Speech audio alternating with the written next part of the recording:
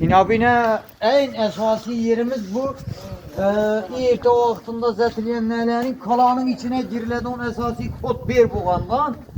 Assalomu alaykum, hurmatli obunachilar. Mana YouTube tarmoqlarini joylash uchun yana video kontent olyapmiz.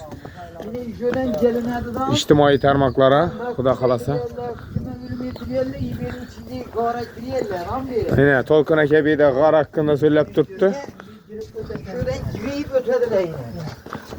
Şuradan girip damla çıkartan beni damla Aynen. Bismillahirrahmanirrahim. La havle ve la kuvvete. Yine barla da yine zətli bazı remont etilip durdu zor yerler.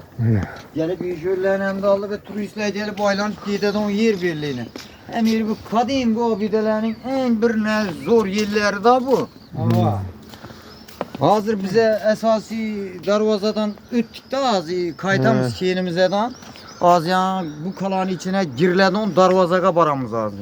Tolkun aka bu hazırgi yerastı yolumuzni, tunelimiz hakkında kıskaça malumat bersangiz. Şurada ya ölüme hüküm etiledi ola şurada durgan o arka darvaza don bunun gün çıkış taraf buğan indi bize de kula darvaza arka darvaza buğan şöyle şuradan etkileyinden ölüme hüküm etiliyerler. Şuradan giyerlerden yine az izinme yürüyün ne göstermezler.